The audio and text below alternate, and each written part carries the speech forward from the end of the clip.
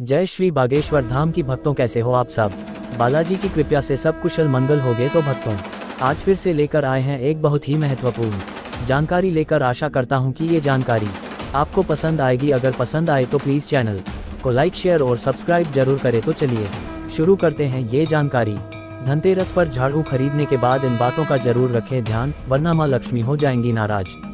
धनतेरस पर झाड़ू खरीदने की परंपरा है, लेकिन झाड़ू खरीदने के बाद लोग एक छोटी सी गलती कर देते हैं, जिसकी वजह से माता लक्ष्मी प्रसन्न होने की बजाय नाराज हो जाती हैं। धनतेरस पर जरूर खरीदे झाड़ू। धन के त्योहार धनतेरस पर माता लक्ष्मी, भगवान विष्णु और कुबेर की पूजा करने का महत्व है। 10 नवंबर की दोपहर से 11 नवंबर की दोपहर तक धनतेरस है। इस दिन माता लक्ष्मी को प्रसन्न करने के लिए झाड़ू खरीदा जाता है, लेकिन झाड़ू खरीदने के बाद लोग एक छोटी सी गलती कर देते हैं, जिसकी वजह से माता लक्ष्मी प्रसन्न होने की बजाय नाराज हो जाती हैं। इसलिए माता लक्ष्मी को नाराज नहीं करने के लिए कोई छोटी भी गलती नहीं होना चाहिए। जिस तरह से धनतेरस पर नई झाड़ू को खरीदकर उसकी पूजा अर्चना करते हैं, कुमकुम लगाते हैं, ठीक उसी तरह पुरानी झाड़ू में भी काला धागा बांधकर ऐसी जगह पर रखा जाता है जहां पर दूसरे लोगों की नजर ना पड़े। जब आप नई झाड़ू को कुमकुम रोली लगाते हैं, पुष्प अर्पित करते हैं, तो पुरानी झाड़ू के साथ भी ऐसा ही करना चाहिए। इससे माता लक्ष्मी प्रसन्न होती हैं। झाड़ू को मानते हैं लक्ष्मी का प्रतीक। बागेश्वर धाम के आचार्य पंडित धीरेन्द्र शास्त्री बताते हैं कि जिस तरह से धनतेरस पर सोना, चांदी, आभूषण, बर्तन खरीदने का धार्मिक महत्व है, ठीक उसी तरह झाड़ू भी खरीदी जाती है। झाड़ू में माता लक्ष्मी का वास होता है और इसे लक्ष्मी का प्रतीक माना जाता है।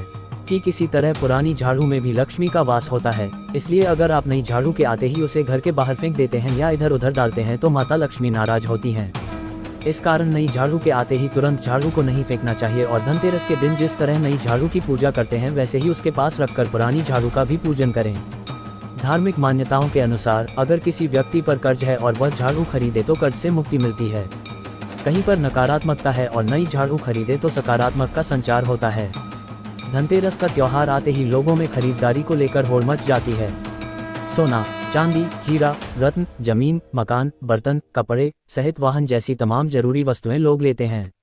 इस दिन की खरीदारी काफी शुभ और लाभदायी होती है। माना जाता है कि धनतेरस के दिन वस्तुओं की खरीदारी से माता लक्ष्मी प्रसन्न होती हैं।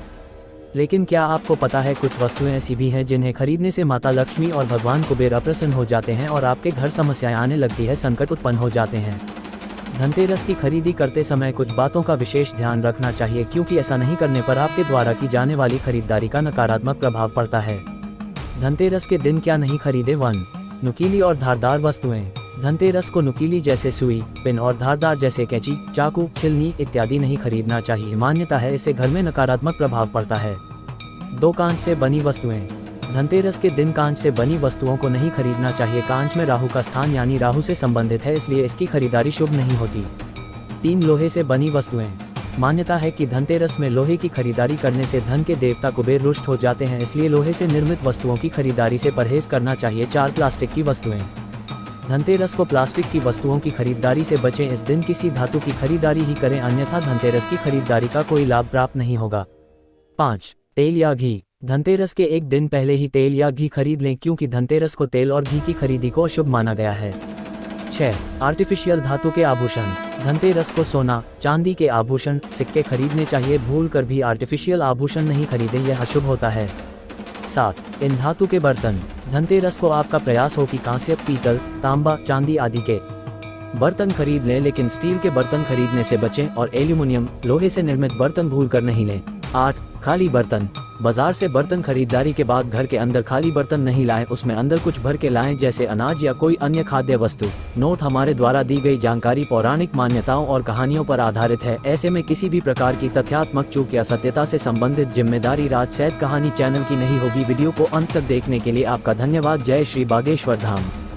ऐसी ही और अच्छी वीडियो देखने के लिए हमारे राज सेठ कहानियां चैनल को लाइक, शेयर और सब्सक्राइब करें। धन्यवाद।